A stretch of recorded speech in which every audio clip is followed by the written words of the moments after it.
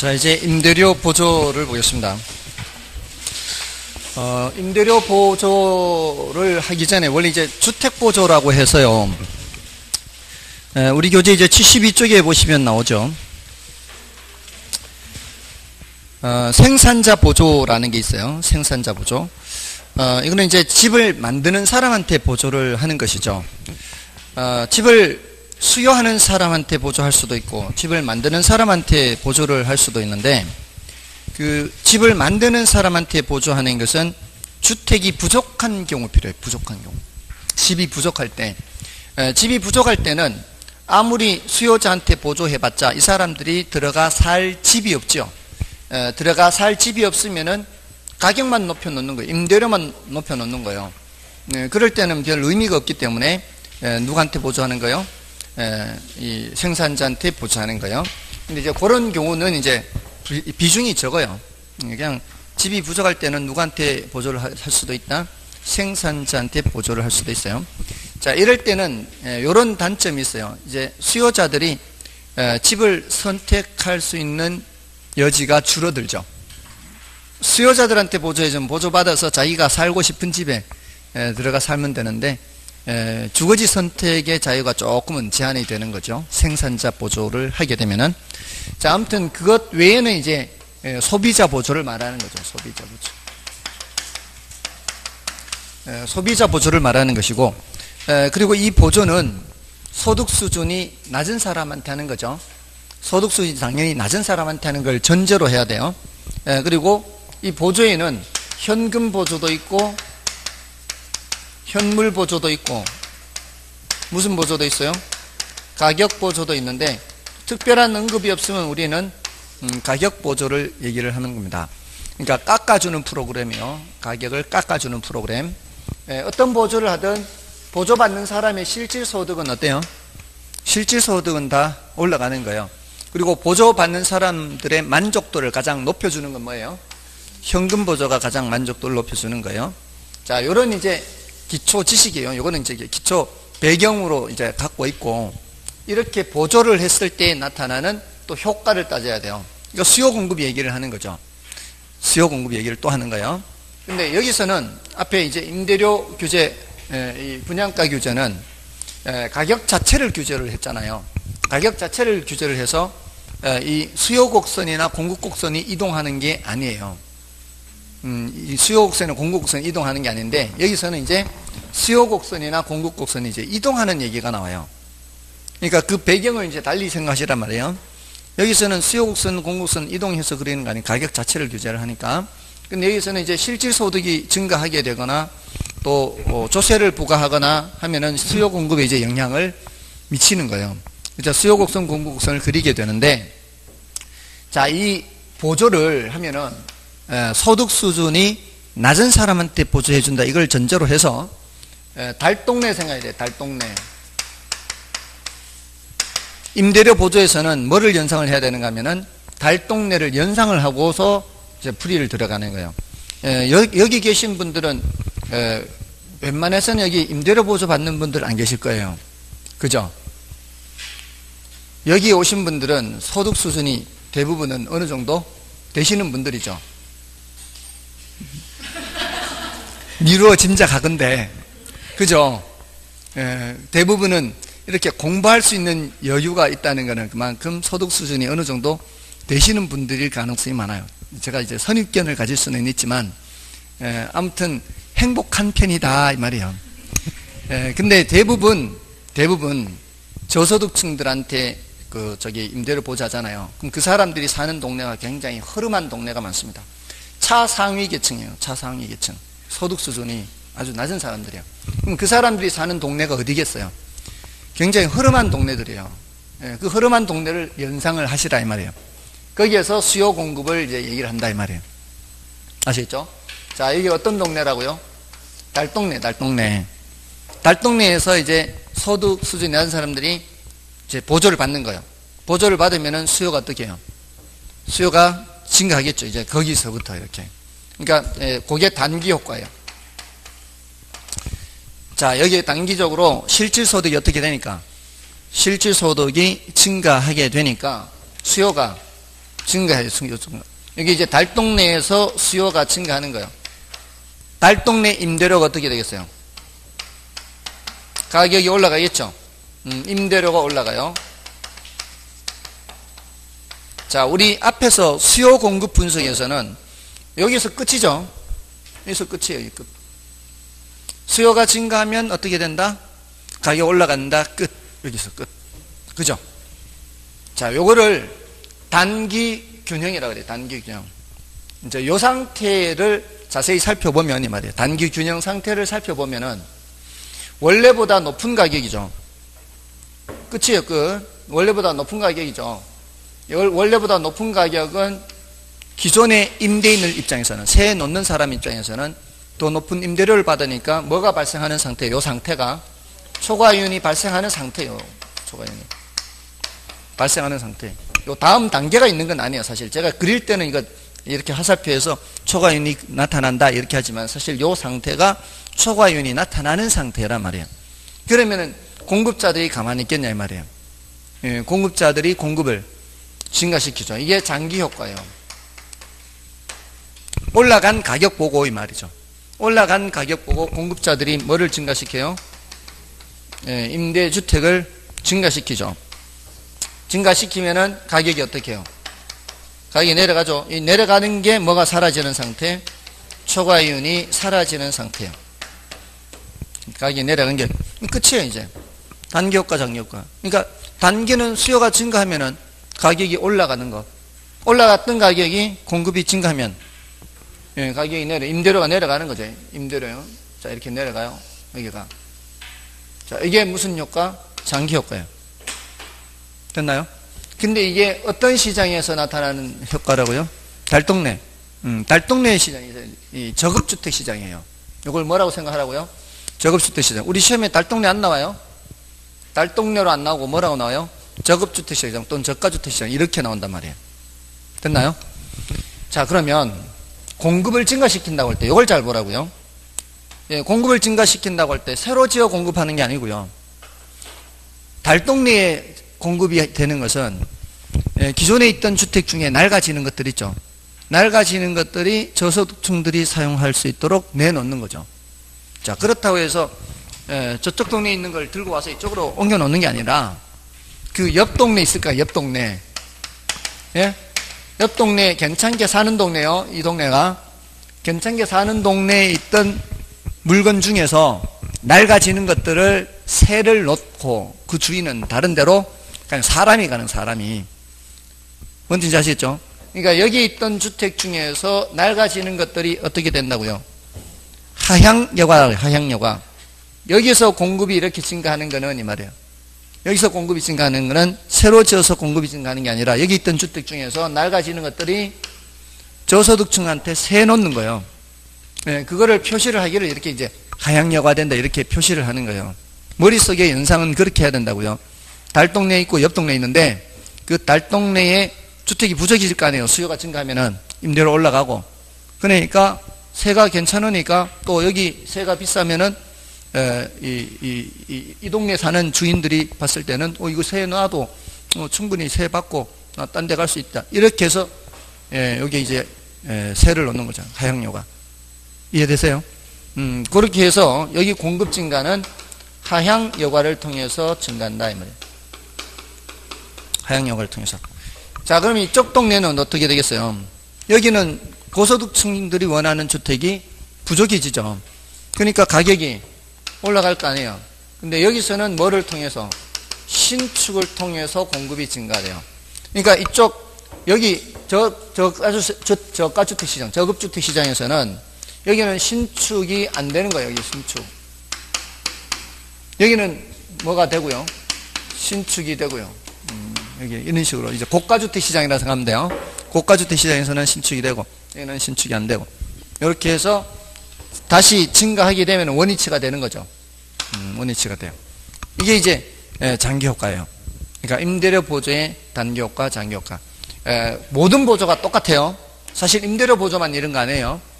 육아 보조라든가 무슨 보조라는 거는 보조를 해주게 되면 다 수요가 어떻게 해요?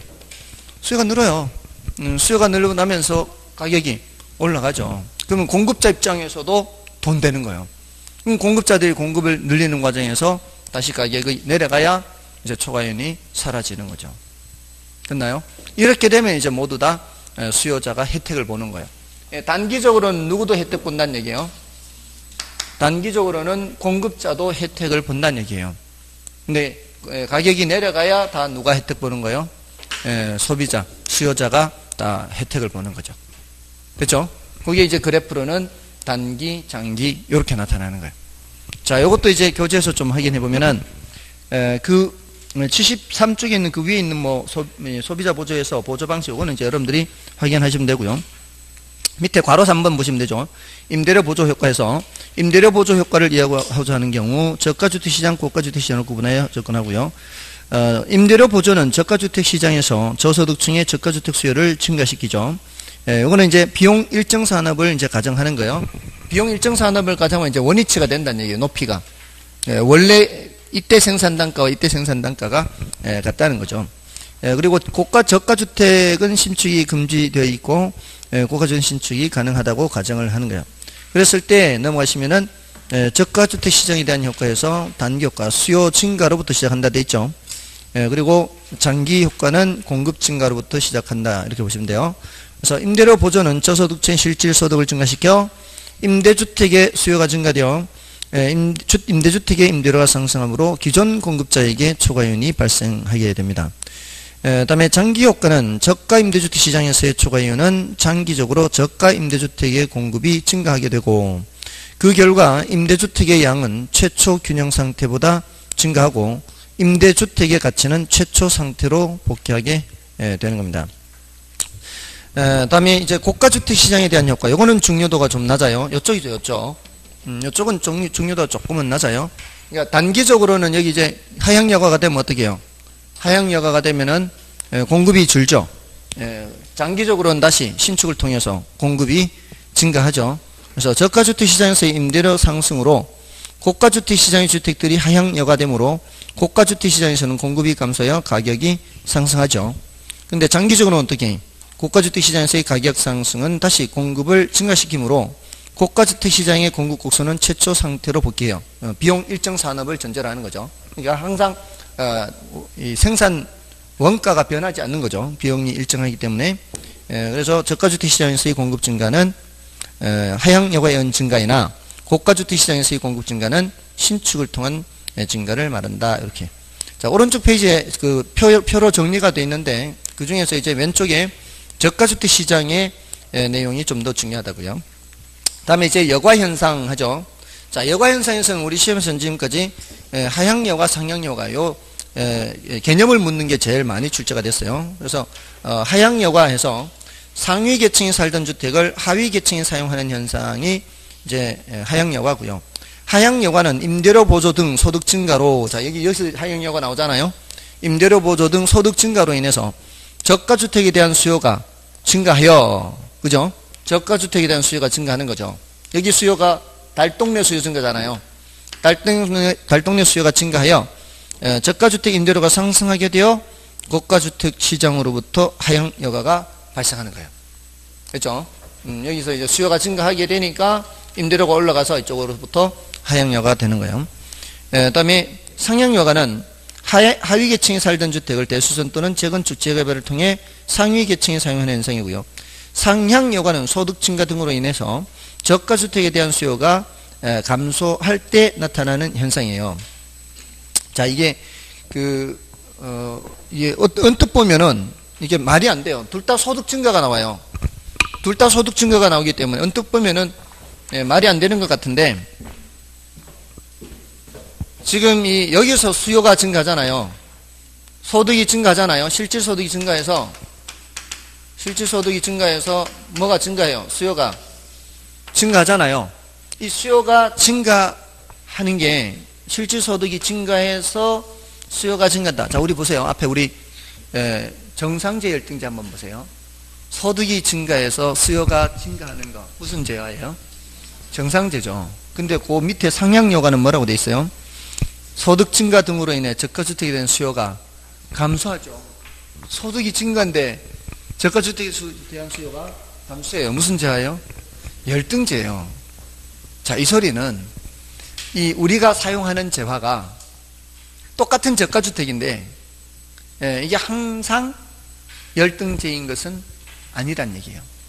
우리가 먹는 보리 보세요. 이 옛날에 보리 많이 먹었거든요. 제가 어릴 때도 도시락 검사를 했어요. 도시락 검사. 쌀밥만 싸우면 안 되는 거예요. 우리 어릴 때는 쌀 보리 혼식해야 돼요. 죄송합니다. 남의 나라 얘기하는 것 같아서. 혹시 기억 안 나시나요? 그렇게 했죠? 어릴 때 그렇게 했어요. 지금 알면서 모른 척 하는 거예요, 지금 다들. 나이 안 드러내게 하려고. 나이 속이려고 지금 아는데도 모른 척 하는 거예요, 지금. 어렴풋이. 어릴 때 쌀보리 혼식이었어요, 혼식. 근데 이제 그것도 좀 살게 됐으니까 하는 얘기죠. 그전에는 꽁보리밥 먹었기도 한다 그러잖아요. 아예 꽁보리밥도 먹은 적도 있어요. 그러니까 살기 어려울 때는 꽁보리밥이라도 새끼 먹는 게 소원이라고 했을 정도로 살기 어려웠잖아요. 그때는 소득 수준이 는다고 해서 바로 쌀 수요로 늘어나는 게 아니라 소득 수준이 늘어나면은 보리밥이라도 새끼 먹는 거예요. 그때는 보리 수요가 증가하는 거죠. 그때는 아직 보리가 정상제. 소득 증가할 때 보리 수요가 늘어나는, 그때는 정상제라고요. 소득 수준이 더 늘어나야 이제 쌀 수요가 늘어나면서 보리 수요가 줄어드는 거죠. 뭔 뜻인지 아시겠죠? 늘 어떤 재화가 늘 절대적으로 열등제가 아니라 그 상대적인 개념. 그러니까 돼지고기와 소고기 사이에서도 돼지고기가 늘 열등제가 아니죠. 저한테는 아직 돼지고기가 정상제예요. 저한테는 아직 돼지고기 정상제. 뭔 뜻인지 아시겠죠? 그러니까 저가주택이라는 게 늘 열등제가 아니라 저소득층에게는 저가주택이 아직은 정상제죠, 정상제. 저소득층들은 소득 수준이 늘어났을 때 바로 고가주택으로 가는 게 아니라 저가주택이라도, 허름한 주택이라도 좀 넓은 평수, 방 2칸짜리, 3칸짜리 이렇게 가다가 소득이 더 많이 늘어야, 그래야 뭐예요? 저가주택에 대한 수요가 줄어들고 상향효과가 나타나는 그때. 아시겠죠? 그러니까 소득 증가가 어느 정도로 증가하는지는 문제에서 안 나타나요. 많이 증가하는지 적게 증가하는지는 얘기를 안 해요. 그럼 그 뒤에 문장 가지고 판단을 하는 거죠. 뒤에 문장에서 저가주택 수요가 증가하면은 이거는 하향효과예요, 하향효과. 저가 수요가 감소하면은 상향효과 이렇게 되는 거죠. 됐나요? 이해되시죠? 그렇게 판단하시면 돼요. 그래서 그런 얘기가 나오는 거예요. 다음에 이제 주거분리로 내려가서요. 그 주거분리란 고급주택지역과 저급주택지역이 서로 분리되는 현상을 말하고, 이는 도시 전체적인 측면에서도 발생하며 근린지역에서도 발생합니다. 그러니까 서울을 봤을 때 서울의 강남, 강북 이렇게 전체적인 측면에서 잘 사는 동네, 못 사는 동네 나타날 수도 있지만 이 근린지역 내에서도, 강남 중에서도 잘 사는 동네, 못 사는 동네 이렇게 나타날 수가 있고, 또 강북 중에서도 잘 사는 동네, 못 사는 게 이렇게 나타날 수 있다는 거죠. 다음에 이제 여과작용에 의한 주거분리는 고급주택 지역에서는 주택 수선 후의 가치 상승, 즉 정의 외부 효과가 투입 비용보다 크기 때문에 사람들은 비용을 투입해 계속해서 주택을 수리하고요. 근데 저급주택 지역에서는 수선을 하더라도 주택 가치 상승분이 투자 비용을 하회하는 경향이 있기 때문에 그대로 두는 것이 오히려 이익이 돼요. 이것이 이제 고급주택 지역은 계속 고급주택 지역으로, 저급주택 지역은 계속 저급주택 지역으로 남는 이유가 되는 거죠. 그래서 고급주택 지역에서는 뭐가 발생하고 정의 외부 효과가 작용하고요. 그리고 저급주택 지역에서는 부의 외부 효과가 작용합니다. 그래서 사람들이 가능한 한 어디로 더 가까이 가려고 해요? 고급주택 지역 근처로 가까이 가려고 하겠죠. 그래서 여기 경계지역이 있고 여기 이제 고급주택 지역, 저급주택 지역 이랬으면 가능한 한 이쪽으로 가려고 하기 때문에 고급주택 지역 왼쪽은 조금 더 이쪽 오른쪽보다는 싸게 거래되고요.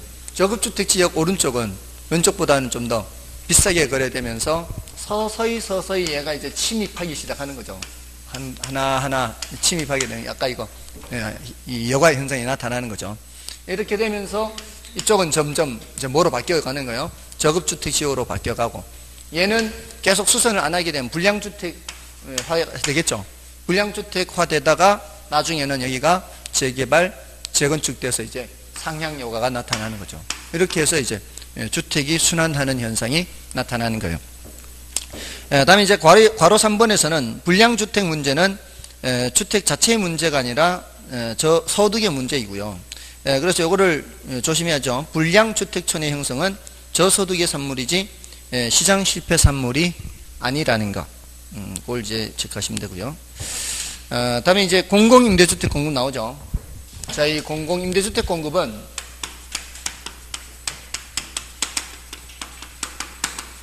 자, 이건 이제 이렇게 생각하세요. 지금 요 임대료 보조는 뭘 생각했어요?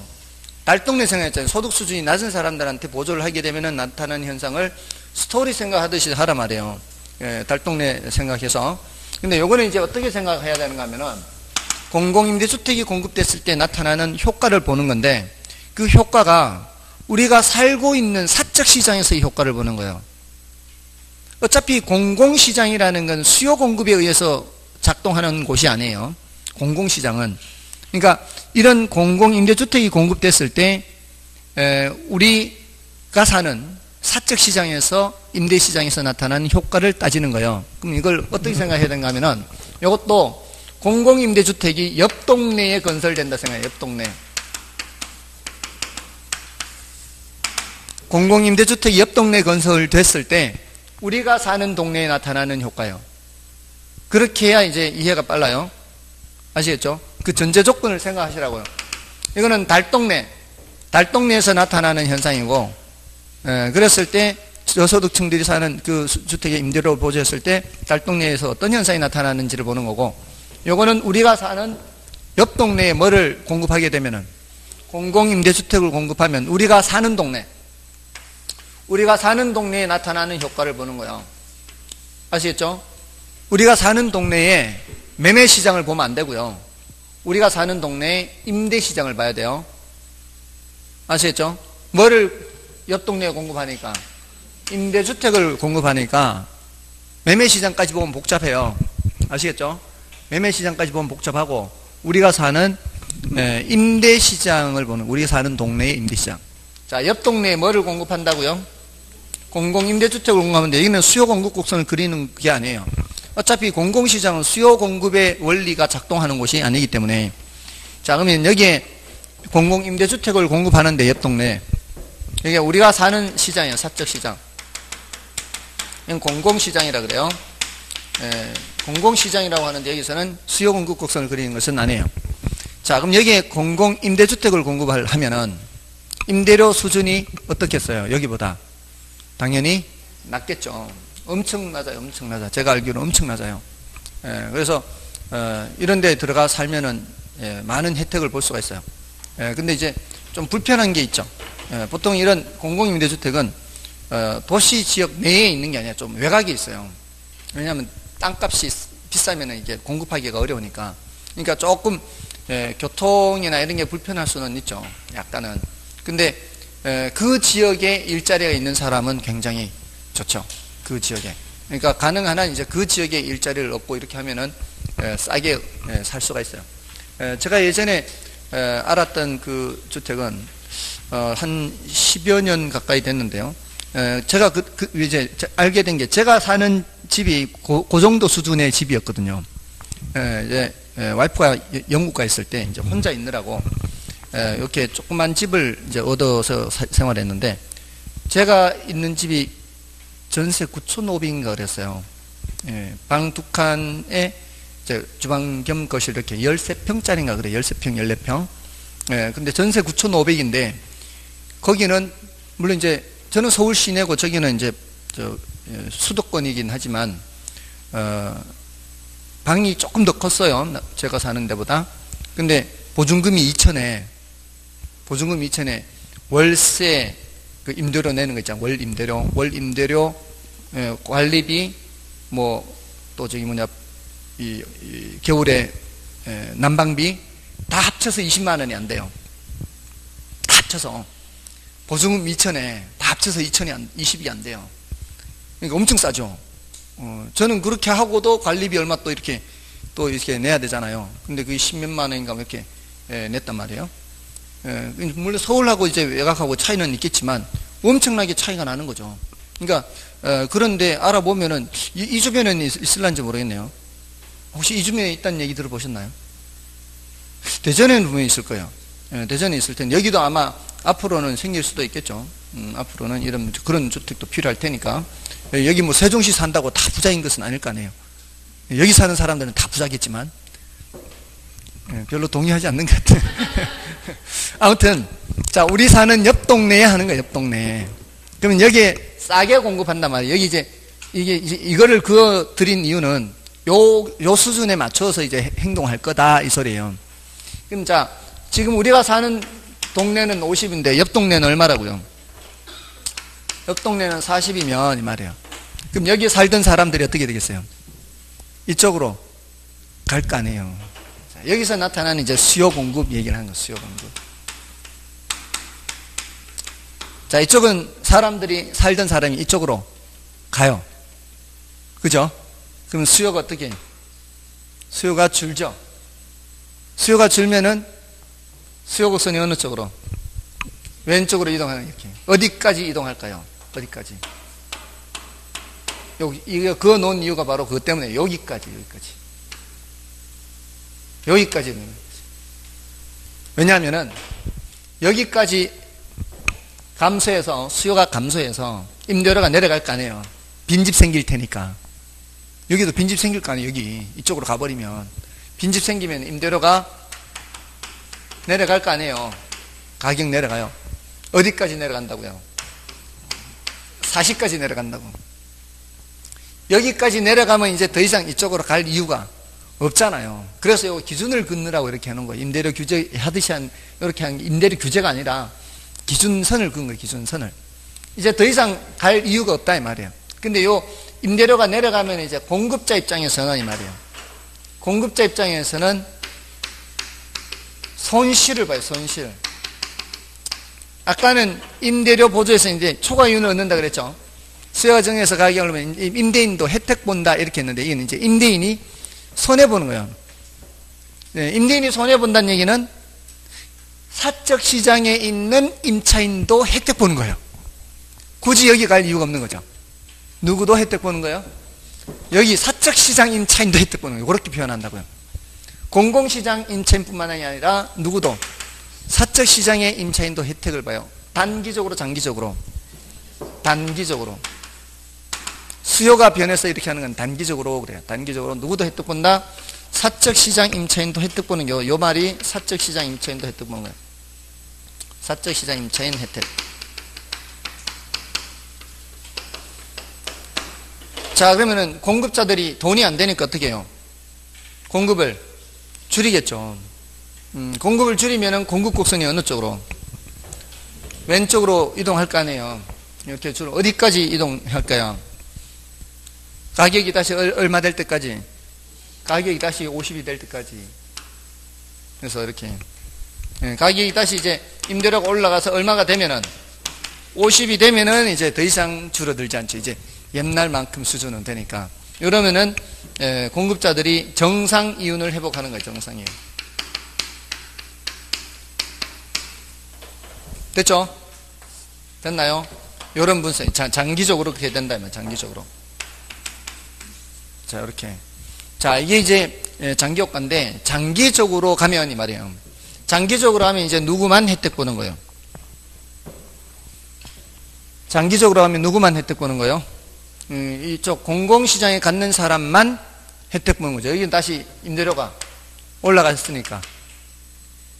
맞나요? 지금 대부분의 상황은 누구만 혜택 보는 상황이에요? 공공임대주택에 사는 사람만 대부분 혜택 보는 상황이죠. 아시겠죠? 지금은 대부분 그렇죠. 지금은 공공임대주택에 대기하고 있어야 되니까. 물량이 워낙 작으니까. 이거는 상당히 많은 양을 공급한다는 전제한데 사실은 지금 공공임대주택이 그렇게 많지는 않잖아요. 그래서 대기하고 있어요, 사람들이 줄 서서. 그래서 저도 좀 확인을 해보려고, 얼마 정도 대기하고 있는지. 저도 한번 알아보려고. 근데 주변에 그런 사람들이 있어요. 주변에 이걸 필요로 하는 사람들이 있거든요. 근데 그걸 몰라요. 이런 게 있다는 걸 몰라요. 그래서 저한테 물어보는데 제가 아는 게 있어야 대답을 했을 거 아니에요. 근데 그런 걸 아셔서 주변에 그런 사람이 있으면 좀 알려주시라고. 주변에 이런 걸 몰라서 혜택 못 받는 건 좀 그렇잖아요. 오히려 이런 정보를 아는 사람이 소득 수준이 높은 사람인데, 이건 뭐 서류를 이제 꾸미는 거죠. 꾸며서 그렇게 사는 사람도 있는 것 같아요. 제가 보니까. 그죠? 그런 건 좀 문제 있잖아요. 그런 게 이제 국가 돈을 함부로 이제 횡령하는 거죠, 횡령. 아무튼 자, 이런 현상이 나타날 수가 있어요. 공공임대주택. 장기적으로 사적 시장의 임대료와 공공시장의 임대료가 같아요, 달라요? 장기적으로 다르죠? 장기적으로 사적 시장의 임대료와 공공시장의 임대료는 달라요. 이중 임대료가 돼요. 여기서 말하는 이중 임대료는 사적 시장의 임대료와 공공시장 임대료 이렇게 되고요. 임대료 규제에서 이중 임대료는 암시장 가격과 규제 가격, 이렇게 이중 임대료예요. 됐나요? 자, 그렇게 해서 수요 공급 얘기를 생각하시면 돼요. 자, 그렇게 하고, 자, 77쪽에 주택 선분양 후분양이라는 게 있죠. 자, 요거는 뭐 공공임대주택 공급보다도 더 중요도가 낮은 건데, 선분양은 미리 분양하는 거, 후분양은 나중에 분양하는 거. 자, 이렇게 생각하세요. 누가 유리할까? 누구한테 어떤 게 유리할까? 이 분양받는 사람한테 유리한 게 뭐예요? 후분양. 여러 가지 측면에서 유리해요. 왜냐하면은 집이 다 지어졌을 때 저 집이 괜찮은 집인지 안 괜찮은 집인지 확인하고 들어갈 수 있죠. 선분양에서는 뭐 보고 들어가야 돼요? 모델하우스, 견본주택이라 그러죠. 모델하우스 볼 때는 삐까번쩍하게 해놨는데 막상 들어갈 때 보면은 허접하게 해놨을 수도 있죠. 이게 이제 품질에 대한 일단 그런 분쟁이 있을 수 있어요. 견본주택이 있는 거와 실제 들어갔을 때 차이가 있을 수 있어요. 또 중간에 부도날 수 있죠. 중간에 부도나면 누가 피해를 입을 수 있어요?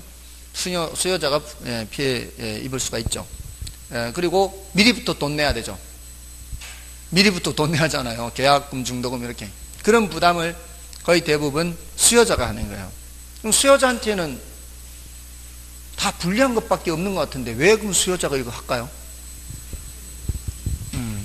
유일한 장점이 하나가 피죠. 피에 피. 프리미엄 붙는 거. 과거에는 주택이 부족한 시절이었어요. 2000년 되기 직전까지는 2000년대 들어서서 이제 주택이 1가구 1주택 달성이 됐거든요. 그러니까 1990년대까지는 분양받으면 무조건. 분양받으면 무조건 다 피가 붙었어요. 그러니까 그런 위험을 안고서 수요자들은 분양을 받는 거죠. 피가 붙으니까. 그리고 이 선분양은 이제 분양받는 사람 입장에서는 피가 붙어요. 또 건설사 입장에서는 자기 돈 없이 하고 뭐 자기 부담 없잖아요. 계약금 들어오면 그걸로 올리고 중도금 들어오면 올리고 그걸로 건물 짓는 거예요. 그리고 나중에 마지막 잔금은 자기네 수익 남기면 돼요. 그러니까 땅 짓고 헤엄치기죠. 그런 장점이 있어요. 또 정부 입장에서는 선분양을 하면은 공급이 후분양보다 늘어나겠어요, 줄어들겠어요? 후분양보다는 늘어나겠죠. 이게 선분양이. 공급자 입장에서는 자기 돈 가지지도 않고 그냥 뭐 건설할 수 있으니까. 그러니까 정부 입장에서는 주택 공급이 늘어나잖아요. 그러니까 이 다 좋은 거예요, 다. 정부 가계 기업. 정부 가계 기업이 3자가 의사가 딱 같이 하는 거예요. 근데 이제 어떤 상황이 됐어요, 이제. 짓는다고 해서 다 피가 발생하는 것이 아니게 된 거죠. 경우에 따라 이제 마이너스 피가 생기기도 한단 말이에요. 이런 상황이 되면은 이제 수요자 입장에서는 결코 유리할 수가 없는 거죠. 그나마 가장 유리한 게 피 보고 미리 분양받는 건데, 그래서 후분양 이런 얘기가 나오는 거죠. 뭐 중요도가 높지는 않으니까 여러분들이 그냥 읽어보시면 돼요. 이 정도만 제가 말씀을 드리고요. 다음에 이제 부동산 조세입니다. 자, 이 부동산 조세는 조세 전가와 조세 전가, 그 다음에 조세 기착, 수요자에게 그 조세를 부과하는 게 보통이에요. 공급자에게 부과하는 게 보통이에요. 보통은 수요자에게 부과하는 게 보통이죠. 자, 수요자에게 부과하는 게 보통인데, 공급자에게 부과하는 게 보통이죠. 근데 이제 수요자에게 부과하든 공급자에게 부과하든 그게 중요한 건 아니에요. 사실 경제 분석에서는. 대부분은 누구한테 부과해요? 대부분은 공급자에게 부과를 해요. 근데 그렇게 했을 때 상대방에게 떠넘겨지는 것을 전가라 하고요. 그리고 최종적으로 누가 얼마만큼 부담하느냐의 문제가 조세 귀착의 문제다라고 얘기를 해요. 자, 이럴 때 누가 얼마만큼 선택의 여지가 많으냐 또는 적으냐에 따라서 조세를 더 많이 부담하느냐 더 적게 부담하느냐 이렇게 되는 거예요. 이제 조세 귀착이. 자, 요것을 우리는 이제 탄력성으로 이해하죠. 이제 가장 중요한 거예요. 탄력성이 더 클수록 어때요? 덜 부담하는 거죠. 수탄과 공탄해서. 자, 이게 이제 탄력성과 관련된 마지막 얘기예요. 그러니까 탄력성과 관련한 응용을 한번 다시 되짚어 볼게요. 탄력성의 응용. 탄력성 응용에서 처음에 말씀드렸던 게 이번 순환 들어와서 탄력성과 그래프였어요. 그래프. 비탄력적일수록 가파르잖아요. 가파를수록 가격 변화가 커요, 작아요? 가격 변화가 크죠. 가격은 상하로 변하는 거고 수량은 좌우로 변하는 거죠. 항상 이 축을 생각해야 돼요. 비탄력적일수록 좌우 변화폭은 적잖아요. 그러니까 비탄력적일수록 가격 변화폭은 크잖아요. 그래서 비가 더라 그랬어요. 비가 더. 비탄력적일수록 가격이 더. 비가 더 했죠. 비가 더. 자, 요거 뭐 생각해야 되는가 하면 양파, 감자 이런 거 생각해야 돼요. 양파, 감자. 양파는 지금 풍작 뜨니까 가격이 폭락했죠. 하락하더라도 공급이 증가하면은 수요가 비탄력적일수록 가격이 크게 하락해요. 많이 더 하락해요. 공급이 줄면 가격이 상승하죠. 상승하더라도 비탄력적일수록 가격이 더 상승하죠. 가격은 상하로 이렇게 크게 움직인단 말이에요. 올라가도 많이 올라가고 내려가도 많이 내려가고. 그래서 비가 더해서 비탄력적일수록 가격이 더 올라가고 가격이 더 내려가고. 됐나요?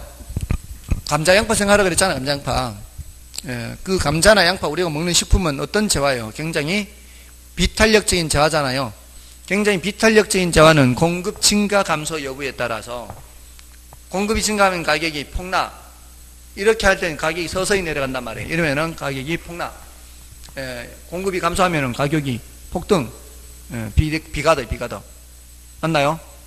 그걸 얘기하려는 거예요. 경제 현상 중에 공급 증가 감소 여부에 따라 가격이 급등하느냐, 그냥 올라가느냐, 급락하느냐, 그냥 내려가느냐.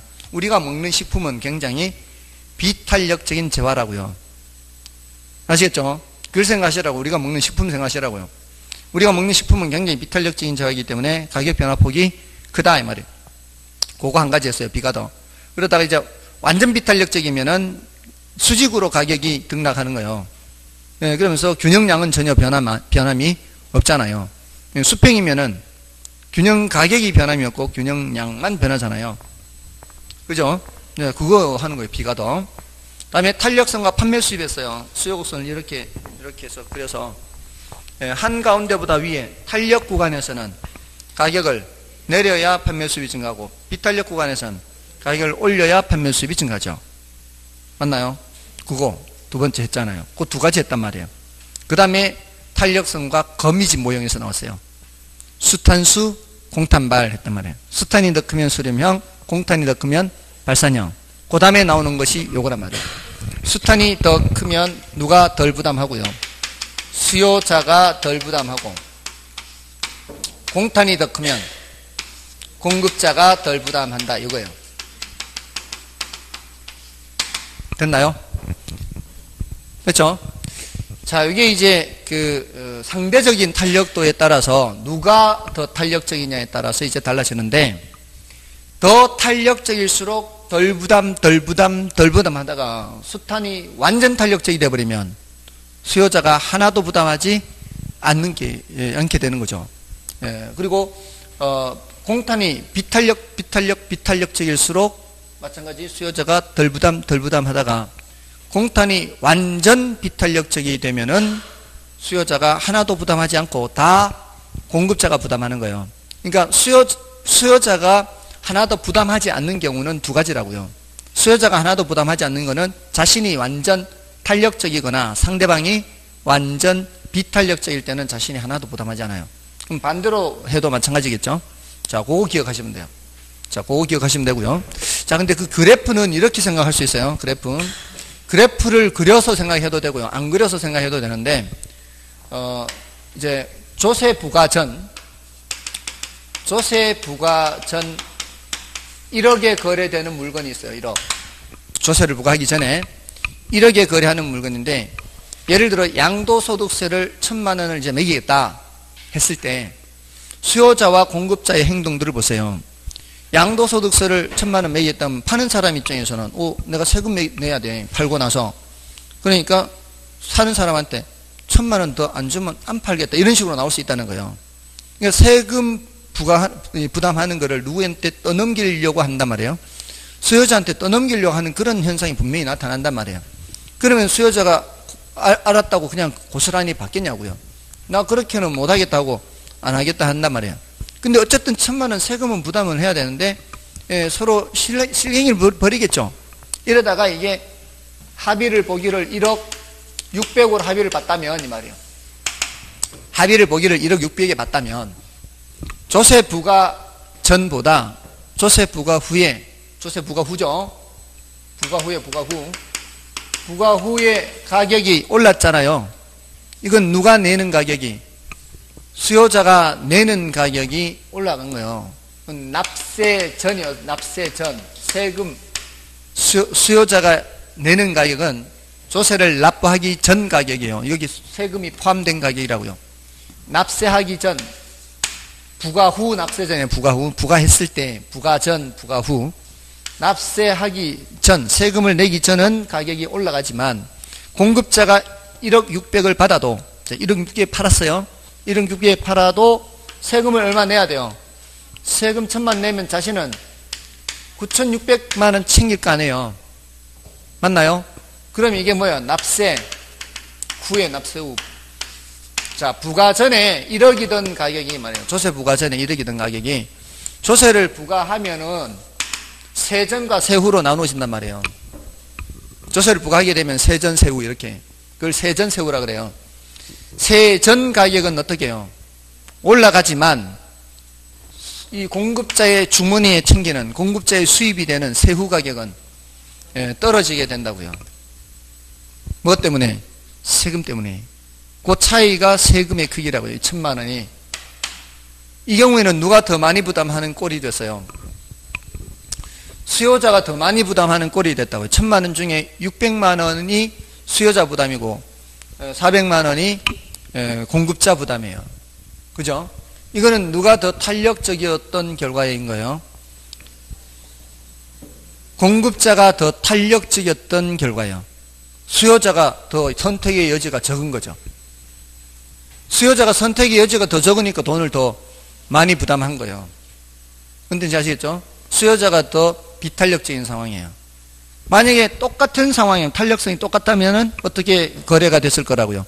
1억 500에 거래돼서 이제 딱 반반씩 부담하게 되는 꼴이 되는 거예요. 됐죠? 이해되시죠? 이것을 이제 그래프로 나타낸 거예요. 그게 그래프가 이제 위로 올라간 거는 누가 부담하는 만큼이 올라간 거예요. 수요자가 부담하는 만큼이 위로 올라간 거고요. 이 밑으로 내려간 거는 공급자 부담하는 만큼이 밑으로 내려간 거라고요. 원래보다 400 내려갔고 원래보다 600 올라갔고 이게 됐나요? 자 여기서 이제 세전세후 이렇게 하는데 조세를 부과했을 때 수요자가 부담하는 가격이 수요자가 내는 가격이 1억으로 변함이 없다면 이 말이에요. 수요자가 내는 가격이 1억으로 변함이 없다면 다 누가 부담하는 거예요? 다 공급자가 부담하는 거죠. 그죠? 수요자는 1억 내놨으면 이제 다 1억 받아가지고 공급자가 그냥 세금 1,000만 원 내야 되니까, 이런 경우는 수요자가 전혀 부담하지 않는 꼴이 된 거죠. 자, 근데 수요자가 내는 가격이 1억보다 낮아질 수 있을까요? 수요자가 내는 가격이 1억보다 낮아질 수는 없어요. 세금을 부과했는데 원래 거래되던 가격보다 낮아질 수는 없는 거죠. 뭔 뜻인지 아시겠죠? 아무리 낮아져도 1억이죠, 1억. 아무리 변함이 없어도 1억이지 1억보다 더 낮은 가격에 거래될 수는 없다고요. 뭔 뜻인지 아시겠죠? 1억보다 높은 가격에 거래되면 거래됐지 1억보다 낮은 가격에 거래되진 않아요. 조세를 부과했는데 다 누가 부담하더라도 1억이에요. 공급자가 다 부담하더라도 1억이죠. 됐나요? 다음에 조세를 부과했을 때 세후 가격이, 납세, 세금을 내고 났을 때 1억보다 더 높을 수 있을까요? 1억보다 더 높을 수는 없다고요.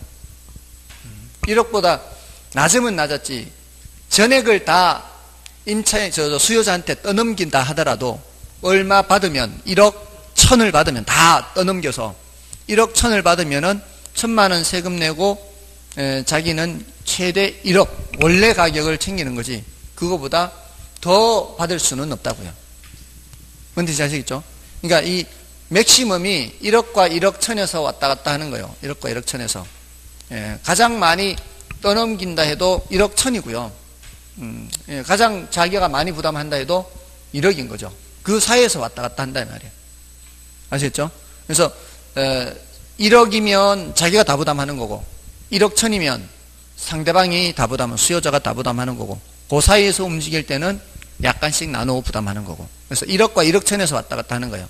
아무리 높게 받아도 1억 1,000보다 높게 받을 수는 없고 요 조세 효과만 따졌을 때 1억보다 낮게 거래되지는 않는다 이 말이에요. 아시겠죠? 그 사이에서 왔다 갔다 하는 거예요. 자, 그 얘기를 지금 그래프를 안 그리고 하는 거예요. 그래프를 그리면은 그래프로 설명을 하면 이게 사실 더 쉽거든요. 이게 이렇게 돼 있을 때 근데 이제 어떤 사람은 이게 그래프를 힘들어하니까 이렇게 하면 또 이렇게 하는 대로 이제 이해하기가 더 쉬운 면도 있어요. 그래서 이 그래프를 그릴 때는 이 위로 올라간 크기가 1,000만 원이에요. 위로 올라간 만큼이 1,000만 원인데 실제로 이 1,000만 원만큼 올라가는 게 아니라 올라가는 건 이렇게 올라가거든요. 그럼 1억 1,000이 여기가 1억이면 여기가 1억 1,000인데 1억 1,000이 아니라 이렇게 되면은 여기가 이렇게 1,000만 원이거든요. 이러면은 이만큼이 1,000만 원이면 요만큼은 500보다는 작겠죠. 그잖아요. 한 예를 들어 1억 300 이렇게 되는 1억 300. 1억 300 하면은 요게 700, 요게 300. 누가 더 많이 부담하는 거예요? 공급자가 더 많이 부담하는 거예요. 1억 300에 거래되면은. 그러면 이제 수요자는 300만큼 부담하는 셈이고 공급자는 700만큼 부담하는 셈이 되는 거죠. 자, 이러면은 이제 공급자가 더 많이 부담하는데 수요가 더 탄력적일수록 이렇게 탄력적일수록 또 밑으로 내릴 거 아니에요. 탄력적일수록 이게 수요가 더 완만할수록 내리 누른다고 이거를 위일 걸 내리 눌러서 수요가 수평이 되면은 얼마까지 내리 눌려요? 1억까지 내리 누를 거 아니에요. 1억보다 더 낮아질 수는 없다고요. 수평이 되면 1억인 거지 1억보다 더 낮아질 수는 없다고요. 아까 제가 말씀드린 게 그거예요. 이제 그래프로 설명하면 아무리 낮춰도 1억보다 낮아질 수는 없다고요. 뭔 뜻인지 아시겠죠? 근데 이제 올라가면은 아무리 올라도 1억 1,000보다는 올라갈 수는 없다 이 말이에요. 됐나요? 그게 이제 그래프로 하면 그렇게 되는 거예요. 그래프로 그리면 이제 그 세금 부과한 크기를 기준으로 이렇게 하는 거죠. 자, 여기 이제 어느 한쪽이 다 부담하는 거는 두 가지 경우예요. 어느 한쪽이 다 부담하는 거, 어느 한쪽이 하나도 부담하지 않는 거 전부 다 두 가지 경우입니다. 됐죠? 자, 그게 이제 조세 귀착의 문제예요. 자, 근데 그 뒤에 있는 그 79쪽에 있는 그 박스에 있는 내용들은 이거는 시간이 좀 벌써 이렇게 됐네요. 조금 달리 해야 되겠네요. 원래 이거 정책론 다 하고 넘어가려고 했는데 좀 쉬고 하겠습니다. 그 부분은.